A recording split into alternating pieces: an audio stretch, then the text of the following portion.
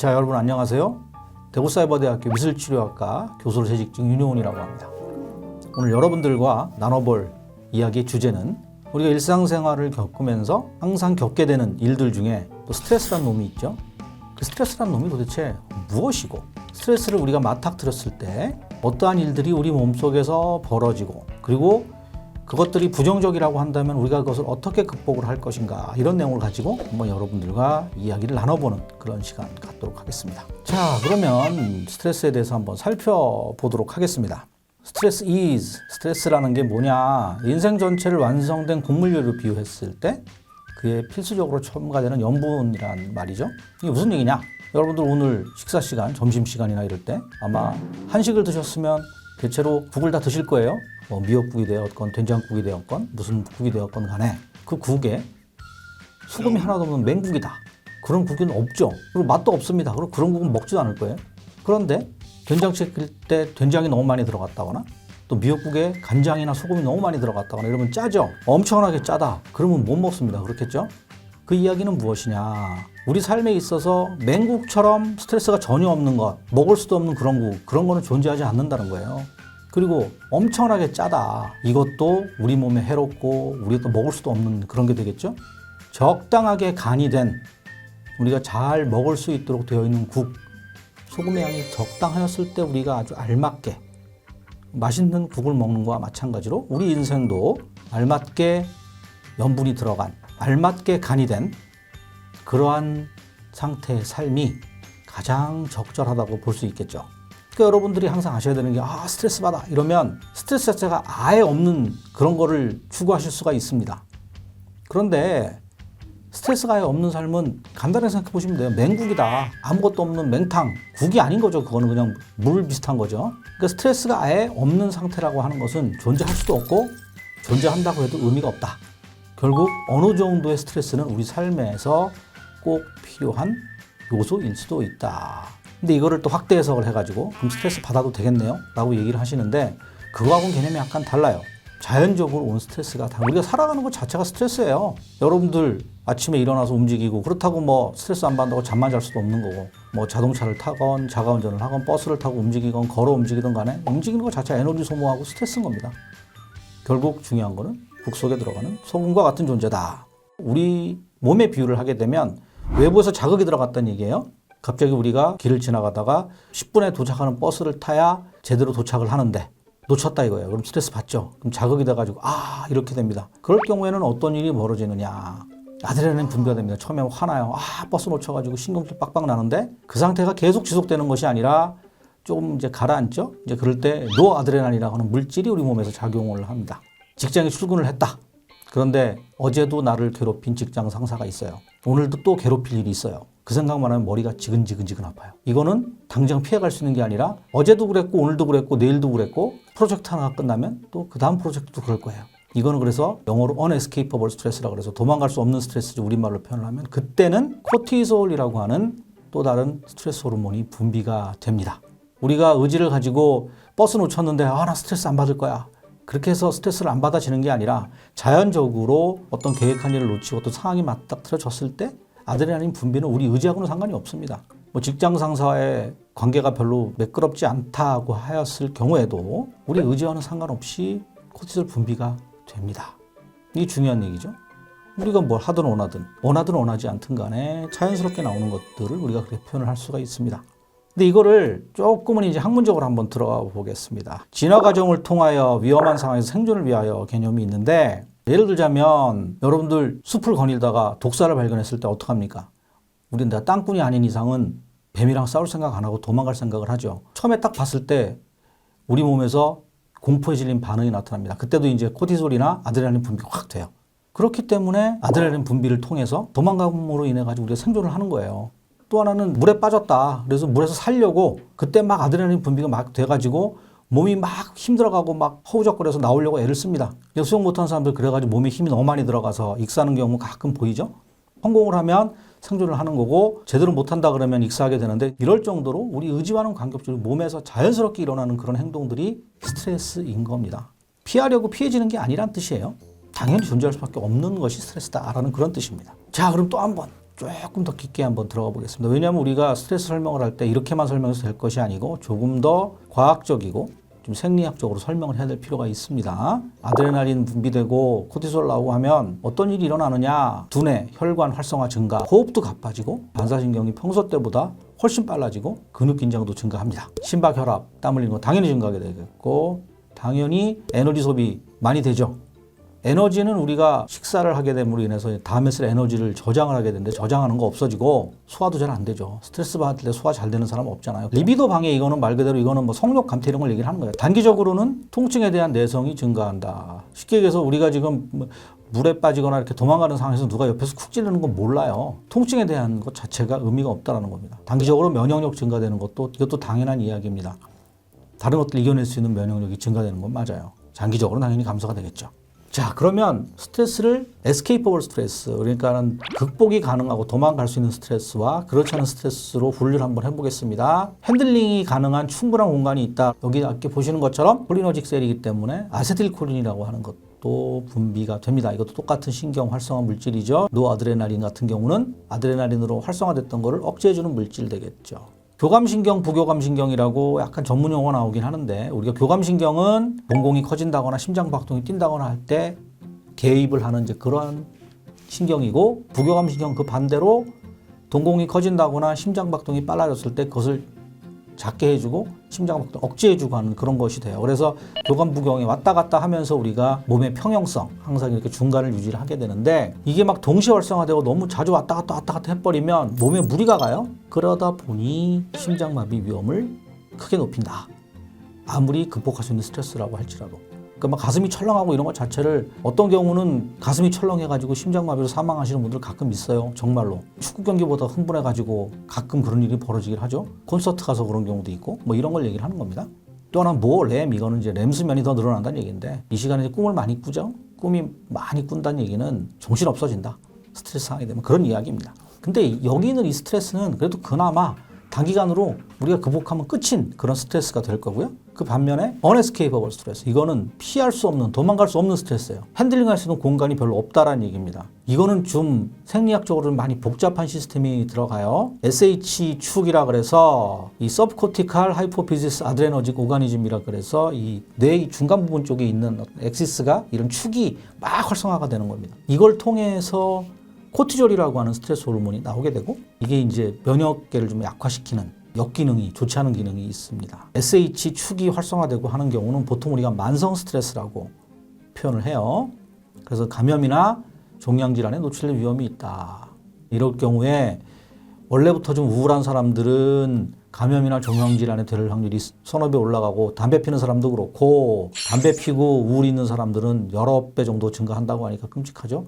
이게 장기적인 스트레스가 가지고 있는 큰 위험이다. 그런 뜻이에요. 이 그림 보시게 되면 지금 말씀드렸던 브레인으로 뇌로 올라가게 되면 뇌가 왕창 커져서 막 활성화가 되고 심장 박동 막 뛰고 그리고 호흡 막 가빠지고 소화 기능 뚝 떨어지는 화살표 밑으로 간 거 위 보이시죠? 블러드 프레셔가 혈압이니까 혈압이 막 상승을 하게 됩니다. 그리고 글루코즈라 그래서 간에서 우리 에너지를 저장하는 기능 자체가 떨어지게 되고 이런 것들이 우리 몸속에서 발생을 하는 거예요. 이런 것이 우리가 우리 몸에서 자연스럽게 일어나는 스트레스에 반응하는 그러한 시스템이다라고 이야기를 할 수가 있습니다. 방금 보여줬던 그림은 아까 도망갈 수 있는 이제 그러한 스트레스를 이야기를 하는 것이고 그렇지 않고 만성으로 지금 뭐 직장 상사 이게 막 1년 동안 막 쌓이다 보면 너무너무 큰 스트레스가 돼가지고 그러다 보면 막 만성으로 두통도 생기고 만성 소화불량에 별게 다 되죠. 이럴 경우에 우리 몸속에 훨씬 더 복잡한 그런 시스템이 나타납니다. 우리 머릿속에 보면 해마라고 하는 부위가 있어요. 기억을 담당하는 해마라는 부위가 어트로피니까 거기가 제대로 작동을 안 한다는 뜻입니다. 거기가 뭐 혈액순환이 된다거나 이런 것 자체가 정상적으로 이루어지지 않는다는 뜻입니다. 또 아믹달라라 그래서 이건 주로 이제 감성, 부정적인 편도체인데 우리나라 말로 부정적인 어떤 뭐 공포를 느낀다거나 찝찝하다거나 싫어한다거나 이런 감성을 느낄 때 활성화가 많이 되는 그런 부위인데 이거는 지나치게 활성화가 돼요. 그러다 보니까 우리가 전두엽, 특히 전두엽 중에서도 전전두엽이에요. 전두엽 중에서도 머리 앞에 부분, 전전두엽 부분이 또 제대로 기능을 안 한다는 뜻입니다. 우리가 극복할 수 있는 도망갈 수 있는 스트레스와 만성적인 스트레스가 이렇게 차이가 많이 납니다. 도망갈 수 있는 스트레스는 뭐 단순히 뭐 소화 안 되고 혈압 늘어나고 심장박동 뛰는 것 정도로 끝이 나지만 만성적인 스트레스가 된다고 한다면 두뇌에까지 머리에까지 작용을 해서 해마라든지 편도체라든지 또는 전두엽연화까지 영향을 미쳐서 정말로 우리 행동 전체, 우리 삶 전체, 우리가 생각하고 있는 모든 인지기능 자체에 큰 어떠한 방해가 될 수가 있는 것입니다. 자, 그러면 이제 overcoming stress 어떻게 극복할 건데? 말은 쉽습니다. 스트레스 받지 마. 스트레스 안 받으면 돼. 스트레스 안 받으면 어떻게 할 거냐? 극복을 해야 되죠. 단기간 임시 방편적인 효과. 약 먹으면 됩니다. 신경정신계열 약물, 신경안정제 먹으면 돼요. 그게 뭐 여러 가지 약들이 있습니다. 그리고 직장에서 잔뜩 스트레스를 받고 와가지고 집에 와서 이제 이거를 끊어버리기 위해서 그런 생각을 단절하기 위해서 TV를 본다거나 TV로 드라마 본다거나 하는 거죠. 스포츠를 본다거나. 근데 이거는 물음표가 있는 게 있죠.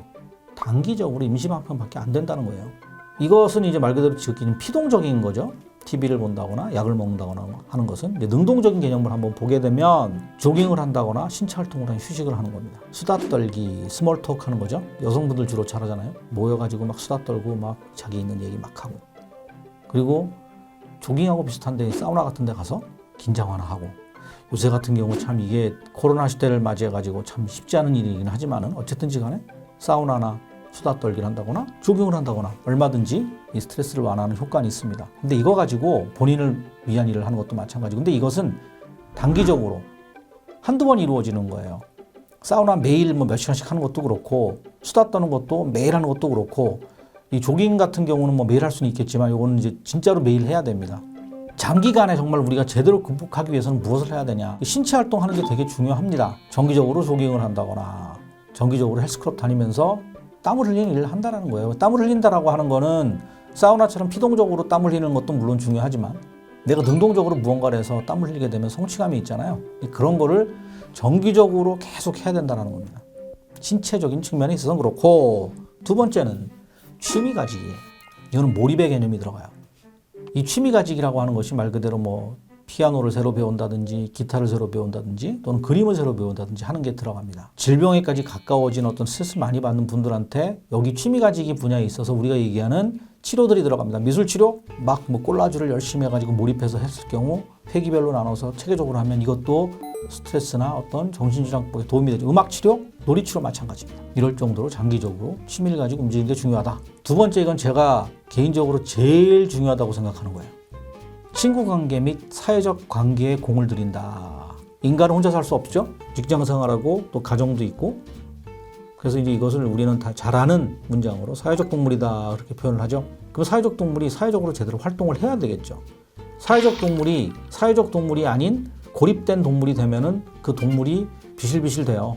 그렇기 때문에 지금 이 팬데믹을 맞은 전 세계 여행도 못 가고 사람도 함부로 못 만나고 또 인원 제한이 있고 어쩌고 해서 인간관계가 기껏해야 온라인이나 전화나 이런 걸로 이루어지는 이런 상태에서 관계가 많이 어렵습니다, 요새. 그래서 스트레스 지수. 그게 이제 코로나 블루 이렇게까지 연결되기도 하는데 이거 빨리 복원해야 돼요. 온라인으로 강의도 하고 온라인으로 얼굴 쳐다보고 이렇게 하는 것 자체가 옛날에 참 많이 어색했죠. 요새는 많이 어색한 게 아니라 요새는 많이 활성화가 됐죠. 그걸 통해서든지 어쨌든지 간에 내가 혼자가 아닌 계속 관계를 맺으면서 가는 가족과의 관계 마찬가지고, 가족이라고 해서 같이 집에 사는 동거 가족뿐만이 아닌 비동거 가족들도 있잖아요. 사촌부터 해서 친형제도 그렇고 부모님들도 그렇고 온라인을 통하든 오프라인을 통하든 자주 관계를 맺어가야 됩니다. 그리고 공을 들인다라고 하는 건 이걸 케어한다라는 거예요. 서로 간에 다 힘들어요. 코로나 블루 때문에 직장 문제도 그렇고 모두 그렇고 자기 힘든 얘기만 잔뜩 하고 남의 얘기 안 들어주고 그러면 관계가 유지가 되겠습니까? 내 얘기만 할 것이 아니라 남의 얘기도 들어주고 같이 해결도 해보고 그러면서 또 한번 생각을 해보고 그러면서 내가 사회적 일원이라는 것도 한번 느껴보고 이렇게 관계에 대해서 케어를 많이 공을 들인 이런 것이 중요하다는 거예요. 그래서 이걸 저는 소셜 네트워크 케어가 무지무지하게 중요하다. 특히 이 시대뿐만이 아니라 스트레스 전체를 극복하기 위해서 제일 중요한 과제이기도 하지만 팬데믹 시대에 고립되어 있는 인간, 어떻게 보면 지금 그거 가지고 엄청나게 많은 저술들이 나오고 사회학, 심리학에서 지금 엄청나게 떠들고 있습니다. 근데 결론이 어떻게 될지는 모르기 때문에 아직까지 학자들이 주저하고는 있는데 끝나고 나면 인간의 행동 자체가 패턴이 바뀔 수가 있어요. 그렇지만 변하지 않는 것은 이 관계에 대한 정립일 거예요. 소셜 네트워크가 점점 더 강화되어야 된다라고 하는 쪽으로 결론이 날 겁니다. 여러분들 그거 항상 명심하시면 될 거예요. 약을 먹는다거나 단순하게 신체 활동만 하는 거 중요합니다만 제일 중요한 것은 관계 맺기다. 관계를 맺고 끝까지 그 관계를 잘 케어하는 것. 그것이 중요하다. 그런 얘기가 됩니다. 그걸 하기 위해서 신체 활동, 여러 가지 심리치료 기법들, 미술치료든 놀이치료든 음악치료든 같이 병행을 해주는 거 궁극적으로 내 건강을 위한 그런 활동이라고 보시면 돼요. 자, 마지막으로 빨갛게 되어 있는 거는 지금 보시게 되면 부정적인 감성이나 또는 이런 억눌린 것들이 우리의 이런 감정이나 행동을 컨트롤하기 때문에 이런 스트레스를 극복을 해나가는 과정에 있어서는 정말 이성적인 판단을 하는 전전두엽 영역이 우리가 가지고 있는 생각이나 감성이나 행동들을 조절을 함으로 인해서 선순환 구조를 만들어 간다라는 그런 뜻입니다. 화살표가 방향이 다른 걸 아마 느끼실 거예요. 빨갛게 되어 있는 스트레스 받은 그림들은 편도체나 대상의 부분에서 전전두엽으로 막 영향을 미치는 부정적인 그림이 된다면 긍정적인 선순환 구조는 전전두엽에서 다른 영역으로 좀 더 세게 연결고리가 있다는 걸 볼 수가 있을 겁니다. 스트레스를 어느 정도 극복을 하게 되고 그리고 그걸 조절을 할 수 있게 되면 스트레스를 갖고 노는 거예요. 스트레스를 없어지는 게 아니라 스트레스는 항상 존재하기 때문에 잘 갖고 놀고 그러면서 우리는 더 건강해질 수 있고 사회적 동물인 인간은 끝까지 사회적 관계를 중요시해야 되기 때문에 그 관계를 잘 케어하고 그걸 하기 위해서 여러 가지 행동들 필요하다면 심리치료 들어갈 수도 있고 또 정말로 그걸 하기 위해서 초창기에는 TV를 본다든지 하는 그런 행위들 또는 정말로 필요하다 그러면 신경안정제 또는 수면제 같은 게 필요할 수도 있습니다. 물론 그걸 권장하진 않지만 그럴 정도로 결국은 사회적 관계 다시 한번 강조를 드리고 여러분들 여러분 주변에 잘하세요. 친구들, 가족들 화내지 말고 찡그린 얼굴 하지 말고 웃는 얼굴로 대하면서 서로 간의 관계 잘 맺도록 노력해 본다면 우리가 스트레스를 잘 가지고 놀고 우리도 건강한 삶을 영위할 수 있을 겁니다. 감사합니다.